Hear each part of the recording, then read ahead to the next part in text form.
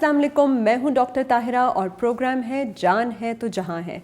रोज़ हमारी कोशिश होती है कि एक नए हेल्थ टॉपिक के साथ आपके सामने हाजिर हों, जिसमें हम आपको बता सकें कि कौन कौन से वो मसले हैं जो आप फेस करते हैं और जिनके बारे में आपको बिल्कुल क्लैरिटी नहीं है। क्योंकि रमज़ान भी चल रहा है और लॉकडाउन भी है और आप ज़्यादा से ज़्यादा डॉक्टर को विज़िट नहीं कर पा रहे, तो इसलिए हमने कोशिश की है कि हर किस्म के, हर स्पेशलिटी के डॉक्टर और हेल्थ एक्सपर्ट को हम इन्वाइट करें और फिर इनसे डिटेल किस्म की डिस्कशन करें, जिससे कि आपको फ़ायदा हो सके और आप परेशानी से दूर हो सकें। तो आज हमने इन्वाइट किया है जनरल सर्जन हैं डॉक्टर असद को। बहुत बहुत शुक्रिया हमारे प्रोग्राम में आने का।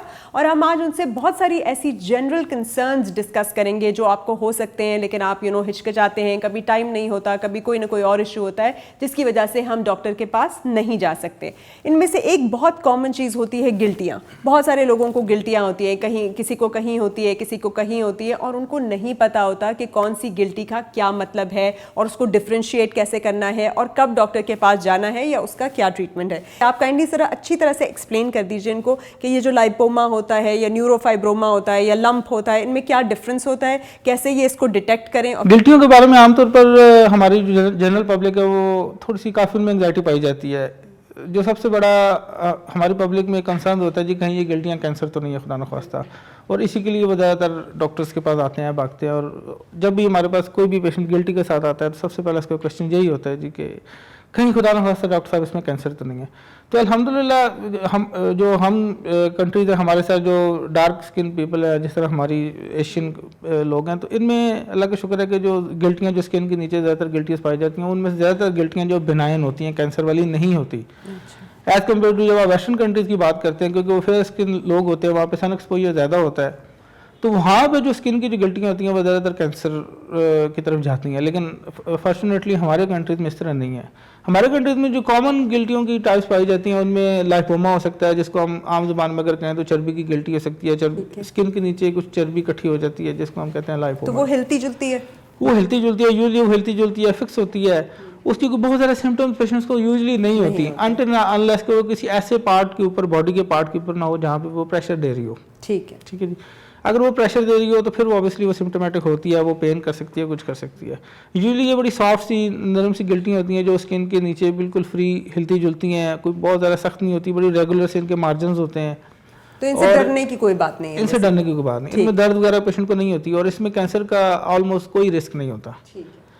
पेशेंट की कंसर्न यही होती है, कैंसर होती है, या अक्सर जो हमारी ख़वातीन आती हैं उनकी ये कंसर्न होती हैं कि अगर वो किसी प्रोमिनेंट बॉडी पार्ट के ऊपर है तो उसकी कॉस्मेटिक रीजन होती है, अच्छा नहीं लगता तो उसके लिए निकाली जाती है। अदरवाइज इनमें कोई ऐसी खतरे वाली या डरने वाली बात नहीं होती। निकालने में भी कोई खतरा नहीं है, अगर हम निकालने में कोई खतरा नहीं है। लोकल एनेस्थीसिया हम थोड़ा सा देख कर उनको निकाल सकते हैं। कोई ऐसा डे केस प्रोसीजर होता है, पेशेंट एक दिन के लिए आता है और वापस घर चला जाता है। तो डरते कब हैं? अगर उसकी शेप या साइज चेंज हो जाए, बढ़ जाए, दर्द होने लगे, कुछ निकलना शुरू हो जाए, वो होती है अलार्मिंग साइंस।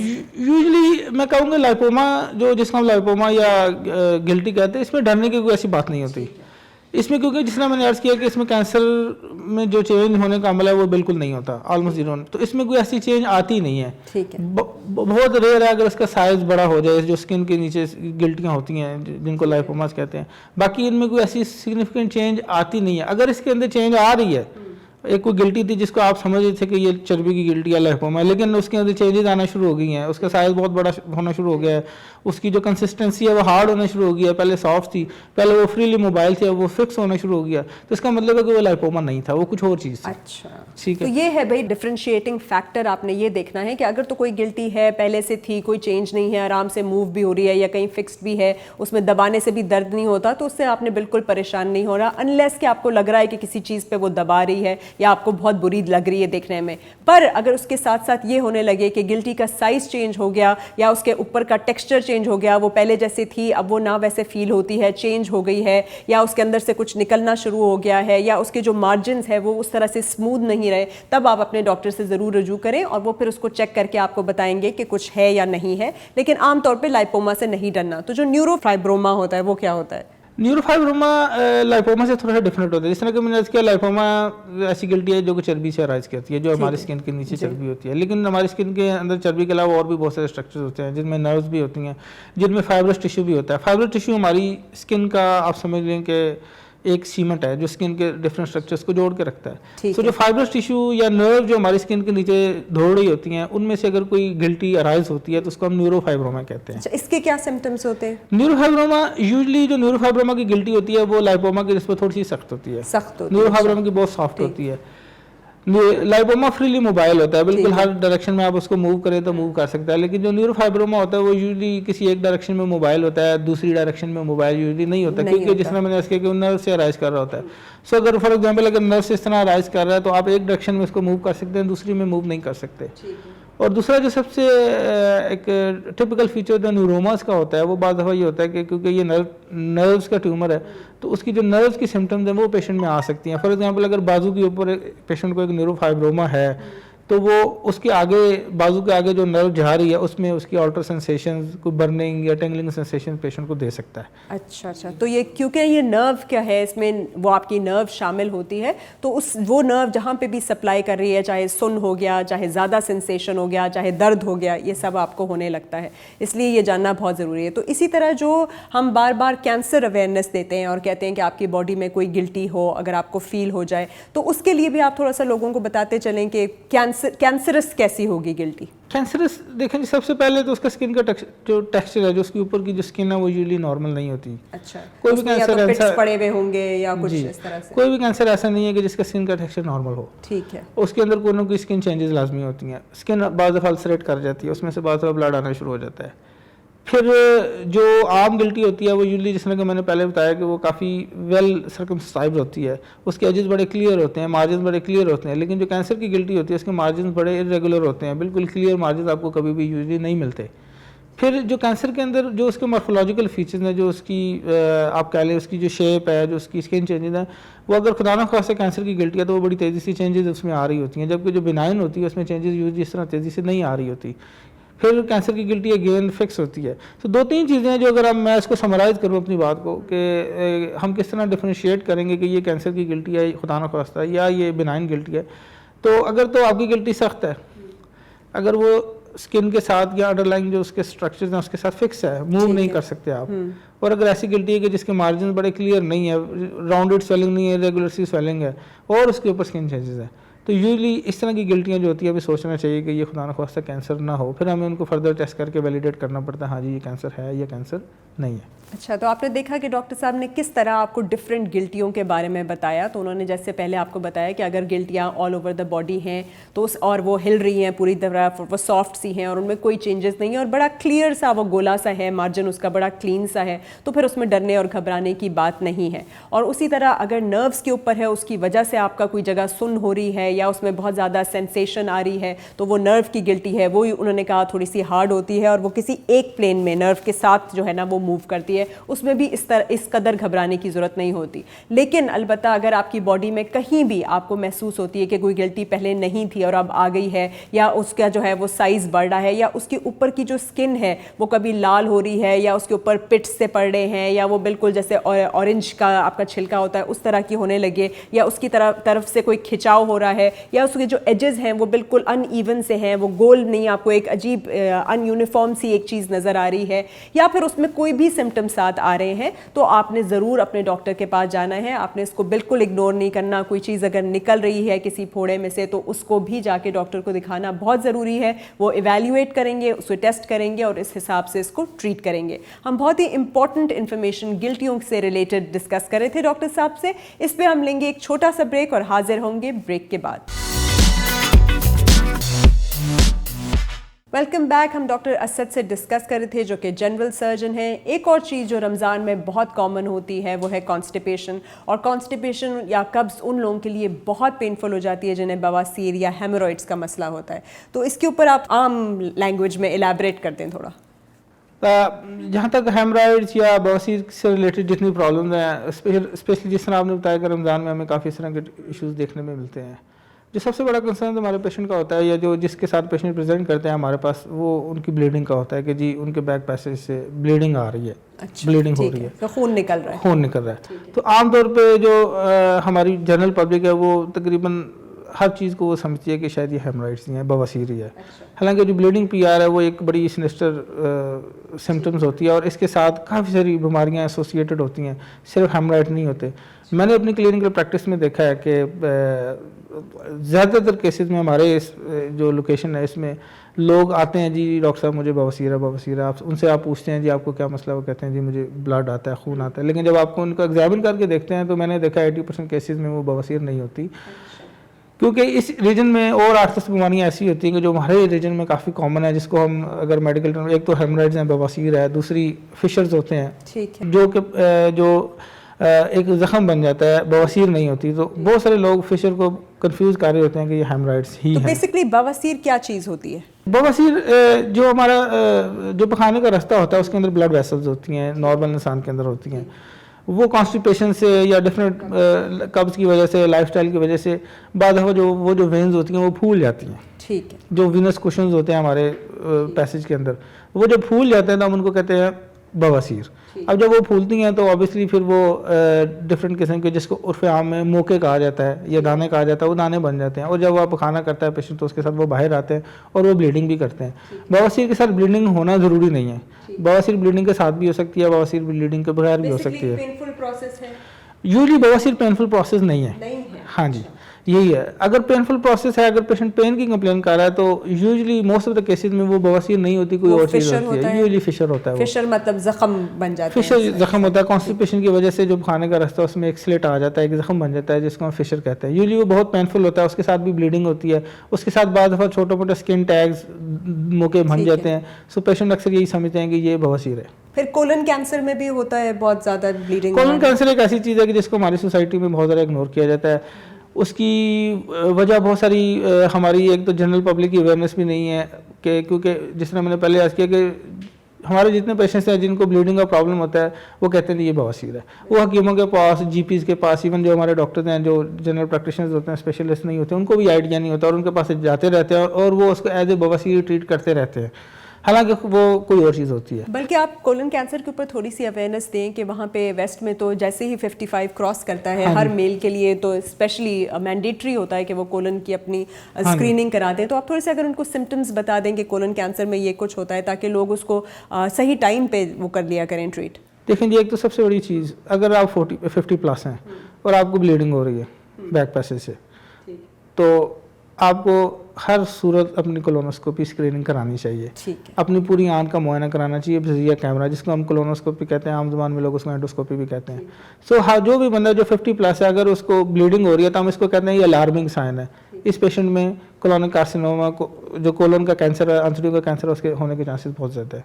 दूसरा, अगर आप वेट लूज़ कर रहे हैं, ठीक है, अगर आपको पेशेंट वेट लूज़ कर रहा है तो उसको कोलोन आंतड़ियों के कैंसर के लिए चेक करना चाहिए, क्योंकि वेट का लूज होना किसी भी कैंसर की एक सबसे इंपॉर्टेंट अलामत समझी जाती है। बिल्कुल, जैसे ही अगर आपको डायरिया होने लगे, कब्ज होने लगे, आपको लगता है कि चेंज हो रही है आपकी बाउल मूवमेंट, कभी कब्ज हो जाती है, कभी डायरिया हो जाता है, पेट में दर्द भी रहता है, खून भी आने लगता है, बहुत तेज़ी से आपका जो है वज़न गिरने लगा है, तो ये सारे रेड फ्लैग्स हैं। आपने ज़रूर अपने डॉक्टर को जाके ये पूरा का पूरा चेकअप कराना होता है। तो जैसे आप कह रहे थे कि बवासीर के लिए भी और फिशर्स के लिए भी लोग आते हैं, अक्सर उनको स्टूल सॉफ्टनर दे दिया जाता है या फाइबर डाइट। तो आप कौन सी लाइफस्टाइल मॉडिफिकेशन कहते हैं कि भाई आप एक्सरसाइज करें या ये खाएं तो ज़्यादा बेहतर है, ये नहीं होगा, और फिर भी अगर ठीक नहीं होता तो फिर सर्जरी कराना कितना ज़रूरी है? बवासीर या फिशर की ट्रीटमेंट में सबसे इंपॉर्टेंट चीज़ होती है लाइफस्टाइल मॉडिफिकेशंस, जो हम पेशेंट्स को बताते रहते हैं, अक्सर नहीं भी बताई जाती।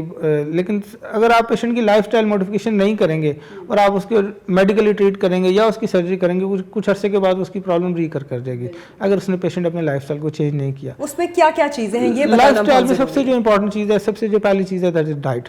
ठीक है, डाइट में अगर आप लो फाइबर डाइट खा रहे हैं, बेकरी प्रोडक्ट्स बहुत ज़्यादा खा रहे हैं, वेजिटेबल्स का, फ्रूट्स का इस्तेमाल नहीं कर रहे, फाइबर डाइट आप नहीं खा रहे, तो यूजुअली ऐसे पेशेंट्स क्रोनिकली ज़्यादा लंबे अरसे के लिए कॉन्स्टिपेटेड होते हैं, उनको कब्ज़ का शिकार होते हैं। जब वो कब्ज़ का शिकार होते हैं तो ऑब्वियसली फिर जब वो वॉशरूम के अंदर वो ज़्यादा टाइम गुजारते हैं, स्ट्रेनिंग करते हैं तो उसके बाद फिर उनका जो रिस्क होता है हेमरेज का वो बहुत ज़्यादा बढ़ जाता है। ठीक है, ये एक हैबिट होती है जो बचपन से डेवलप हुई होती है, स्ट्रेनिंग की और फिर आपका लाइफस्टाइल।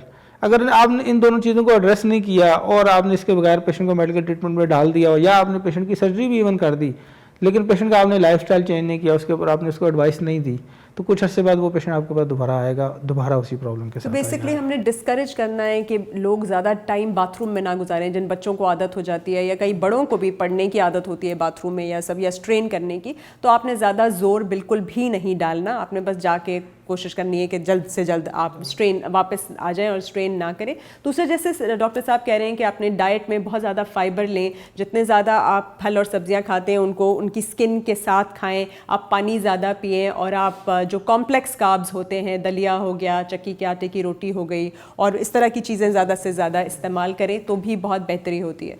अच्छा, इसी के साथ साथ आप मुझे बताइए कि जो लोग आके करवा लेते हैं ट्रीटमेंट, वैसे जिनकी सर्जरी हो जाती है, थोड़ा सा अगर सर्जरी एक्सप्लेन कर दें ताकि वो घबराएं नहीं कि कितनी लंबी सर्जरी होती है, पोस्ट ऑपरेटिव केयर क्या होती है, उसके बाद उनको कोई फ़ायदा हो सकता है कि नहीं। हेमराइड्स की सर्जरी की हमारे पास काफ़ी सारी ऑप्शन हैं। Surgery is not the only option. ठीक है जी।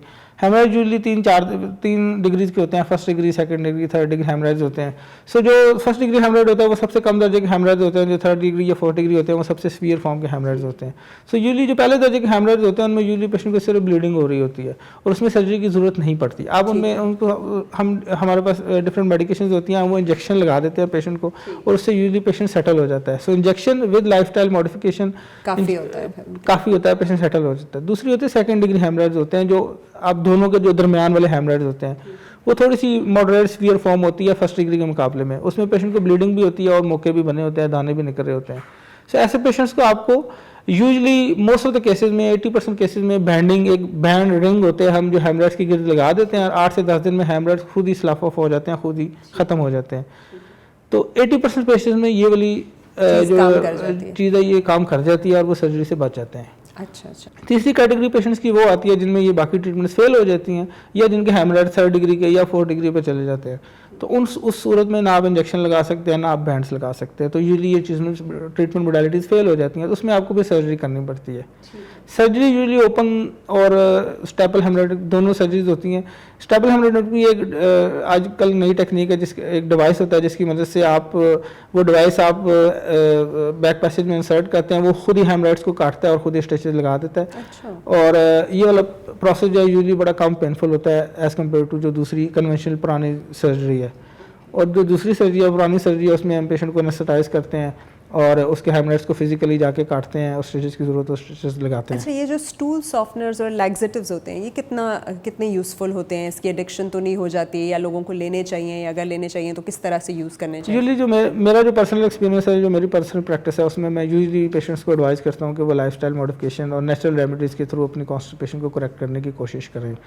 फार्माकोलॉजिकल मेडिसिन पे बाद में जाएं। जो स्टूल सॉफ्टनर्स हैं, ये जो स्टूल सॉफ्टनर्स या जो दवाइयाँ हैं इन पे बाद में जाएं। अगर पेशेंट अपने लाइफस्टाइल मॉडिफिकेशन से अपनी डाइट के थ्रू अपनी कॉन्स्टिपेशन को कंट्रोल कर लेता है तो फिर उसको इन स्टूल सॉफ्टनर्स की यूजली ज़रूरत नहीं पड़ती। लेकिन इमीडिएटली आफ्टर सर्जरी क्योंकि पेनफुल होता है उस वक्त हमें स्टूल सॉफ्टनर्स ऐड करने पड़ते हैं। और ऐसे पेशेंट्स के लिए कि जो बड़े रेजिस्टेंट होते हैं, जिनके लिए अपनी डाइट चेंज करना बड़ा मुश्किल होता है, अपना लाइफस्टाइल चेंज करना बड़ा मुश्किल होता है, फिर ऑब्वियसली उन केसेस में हमारी मजबूरी होती है कि हम उनको स्टूल सॉफ्टनर्स भी एडवाइस करते हैं। तो जो नेचुरल है इस तरह की, जैसे प्रून्स कहते हैं, जो सूखा हुआ आलू बुखारा वगैरह है, उसको इस्तेमाल करें। तो ये जो कैस्टर ऑयल वगैरह लोग यूज़ करते हैं, इसको आप क्या सजेस्ट करते हैं, करना चाहिए कि नहीं? कैस्टर ऑयल कुछ ऐसी चीज़ है कि इसकी कुछ आप खास डोज में ले सकते हैं, उसको ज़्यादा एक्सीड नहीं कर सकते। इसलिए कैस्टर ऑयल को मैं प्योरली जो है ऐसी थेरेपी नहीं कह सकता कि जो नॉन टॉक्सिक है। लेकिन जो प्रून्स, जिस तरह आपने बताया, प्रून्स बड़े अच्छे हैं बाउल मोटिलिटी के लिए। इसबगोल कैसा है? इसबगोल बाउल मोटिलिटी के लिए बहुत अच्छा है। और सबसे इंपॉर्टेंट चीज़, इन दोनों से भी इंपॉर्टेंट चीज़ पेशेंट की डाइट है, जो आपकी नॉर्मल रोजाना की डेली की डाइट है। उसके अंदर ये वाली चीज़ें, उसके अंदर आप ये वाली चीज़ें भी डालें और अपनी डाइट ऐसी रखें कि जी जिस तरह आपने पहले भी बताया कि जी कॉम्प्लेक्स कार्ब्स आप यूज़ करें, हाई फाइबर डाइट इस्तेमाल करें, वेजिटेबल्स, फ्रूट। कौन से फ्रूट्स और वेजिटेबल्स में सबसे ज़्यादा फाइबर होता है? मतलब ये जैसे ऑलमोस्ट सारे फ्रूट्स ऐसे हैं कि जिनमें फाइबर की बड़ी अच्छी क्वांटिटी होती है और वो आपकी बॉल मोटिलिटी के लिए बहुत अच्छे होते हैं। मेरा नहीं ख्याल कि कोई भी फ्रूट ऐसा है कि जिसमें फाइबर नहीं है। बिल्कुल, मतलब आपने प्रोसेस्ड चीज़ नहीं खानी है। आप जितनी खालिश चीज़ खाएंगे, जिस तरह फ्रूट और वेजिटेबल को उसमें छिलके के साथ खा लेंगे वो बेटर है। आप उसी तरह छान वाला आटा यूज़ करके खा लेंगे तो बेटर है। जब भी आप कोई चीज़ रिफाइंड खाएंगे, चाहे वो रिफाइंड किस्म के चावल हो या चीनी हो, तो वो आपको हार्म करेगी। लिहाजा आपने अपने लाइफस्टाइल मॉडिफिकेशन से जितना चेंज कर ले उतना ज़्यादा बेहतर है इन सारी चीज़ों के लिए। बिल्कुल, हम बहुत ही अच्छी इन्फॉर्मेशन ले रहे हैं डॉक्टर साहब से। इसी पर लेंगे एक छोटा सा ब्रेक और हाजिर होते हैं ब्रेक के बाद। Welcome back after the break. हमने बहुत डिटेल में डिस्कस किया, डॉक्टर असद से पहले गिल्टियाँ डिस्कस की, उसके बाद हमने डिस्कस किया कि ये बवासीर का मसला कैसे हो सकता है क्योंकि कब्ज़ रिलेटेड है। अब हम एक और टॉपिक डिस्कस करते हैं जो रमज़ान के हवाले से भी बहुत रेलेवेंट है, और वो है हमारे पित्ते का मसला, क्योंकि बहुत सारे लोगों को हमारे यहाँ पित्ते का मसला रहता है। बल्कि हमने जब मेडिसिन पढ़ी थी तो हमने वो एक फार्मूला भी पढ़ा था जिसमें फैट फ्लैटुलेंट 50 था, कि जो भी आपको 50 से ऊपर और मोटी और जिसमें गैस हो रही हो तो उसका जो है बिल्कुल वो उनको कॉलीसिस्टाइटिस हो सकता है या पित्ते का मसला होता है। तो थोड़े से एक तो आप ये पित्ते की के हवाले से मैं बताएं, हमारी तो डाइट भी माशाल्लाह पकोड़े समोसों से शुरू और निहारियों पे ख़त्म होती है, ठीक है। तो और रमज़ान में तो हमारा वैसे भी बहुत ज़्यादा जोर होता है कि कहीं पराठा ना रह जाए और कुछ और ना रह जाए। तो इस पर बताइए कि एक तो इसके सिम्टम्स क्या होते हैं और फिर इसका हल क्या है। देखिए जी, जो ही रमज़ान शुरू होता है तो हमारे क्लिनिक्स में पित्ते वाले पेशेंट आना शुरू हो जाते हैं। उसकी वजह यह है कि पित्ते का काम होता है फैट्स को अब्जॉर्ब करना आपकी बॉडी के अंदर। जो आप फैट्स खाते हैं तो पित्ता हेल्प करता है उन फैट्स को अब्जॉर्ब करने में। और जिन लोगों का पित्ते में कोई प्रॉब्लम होती है, पहले से कोई स्टोन होते हैं या कोई इन्फेक्शन चल रहा होता है, जो ही रमज़ान आता है तो हम समोसे पकोड़े पराठे खाना शुरू कर देते हैं और फिर हमारे पित्ते को बहुत सारा एक्स्ट्रा काम करना पड़ता है। जब एक्स्ट्रा काम करना पड़ता है तो वो बीमार हो जाते हैं। तो हमारे क्लिनिक्स में रमज़ान के साथ ही हर तीसरे मरीज़ को पित्ते की प्रॉब्लम चल रही होती है। पित्ते में बेसिकली 2-3 प्रॉब्लम हमारे पास देखने में जो कॉमन आती हैं, दो वो होती हैं स्टोन बनते हैं। सबसे जो कॉमन चीज़ है, पित्ते में स्टोन बन जाते हैं और फिर उस स्टोन्स की वजह से पित्ते में इन्फेक्शन हो जाता है जिसको हम कोलिसिस्टाइटिस कहते हैं। यूजली इसकी अलामात क्या होती हैं, पेशेंट फैटी मील लेता है, फैटी मील लेने के बाद पेशेंट को सीवियर पेन शुरू हो जाती है जो कि पेट के ऊपर वाले पोर्शन में ज़्यादा होती है, राइट साइड पे ज़्यादा होती है। पेशेंट को खाने के साथ, स्पेशली जब वो फैटी फूड्स लेता है, फैटी मील लेता है, तो पेशेंट को पेन शुरू हो जाती है। और अगर ये ज़्यादा सीवियर है, ज़्यादा इन्फेक्शन बढ़ रहा है तो बाद पेशेंट्स को वॉमिटिंग शुरू हो जाती है और बिल्कुल कुछ खाने पी नहीं सकते और पेन इतनी शदीद होती है कि फिर उनके बर्दाश्त के काबिल नहीं रहती और फिर उनको हॉस्पिटल भागना पड़ता है।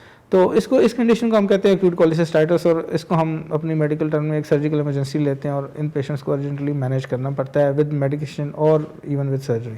अच्छा, तो इसकी जो सर्जरी होती है उसकी भी किस्में होती हैं, लोग बहुत डर जाते हैं, तो उनको बता दें। एक मेरा ख्याल है इन्वेजिव इतनी नहीं होती, दूसरी इन्वेजिव होती है, वो थोड़ा सा बता दें। पित्ते की सर्जरी का जहाँ तक देखिए, पित्ता जब खराब हो जाता है तो उसको निकालना पड़ता है। अक्सर एक बड़ा फनी क्वेश्चन हमें देखने में मिलता है जो लोग हमें पूछते हैं जी कि डॉक्टर साहब आप पित्ता निकालेंगे या पथरी निकालेंगे।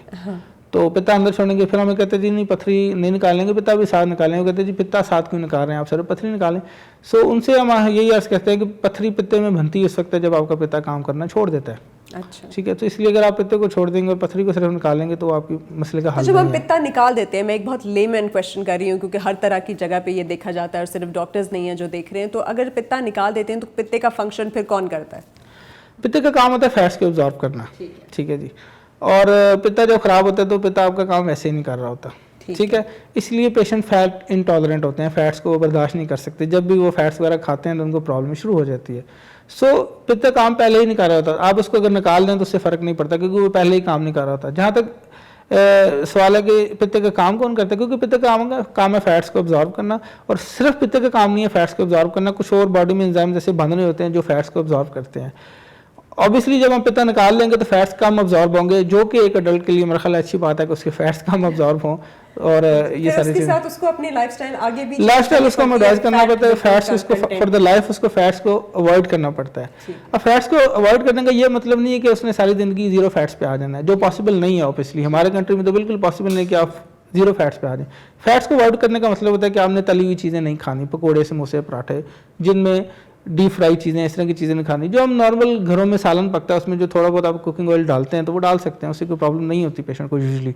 हाँ, अगर आप बहुत ज़्यादा एक्स्ट्रा फैट्स लेंगे तो ऑब्वियसली फिर एक्स्ट्रा फैट्स को कवर करने के लिए पित्ते की ज़रूरत होती है, जो कि उन पेशेंट्स का नहीं होता, तो फिर उनको प्रॉब्लम होती है। अच्छा, लेकिन उसको डिले नहीं करना चाहिए। अगर इस तरह के सिम्टम्स आने लगे, साथ इन्फेक्टेड हो गया, बुखार वगैरह आपको हो गया, तो फ़ौरन फिर आप लोग देखिए अगर तो पित्ता इन्फेक्ट हो जाता है, एक होता है सिंपल पथरी है पित्ते में, और पथरी एसिम्प्टोमेटिक भी हो सकती है, हल्की फुल्की सिम्टम्स हो सकते हैं। लेकिन अगर पित्ता इन्फेक्ट हो गया पथरी की वजह से, इसमें इन्फेक्शन आ गया, तो ये एक सर्जिकल इमरजेंसी होती है। इसको भी जितना जल्दी आप मैनेज करें उतना अच्छा होता है। टेस्ट थोड़े से बता दें कि कौन कौन से टेस्ट कराने होते हैं देखने के लिए कि कहीं मेरा पित्ता सही है कि नहीं है।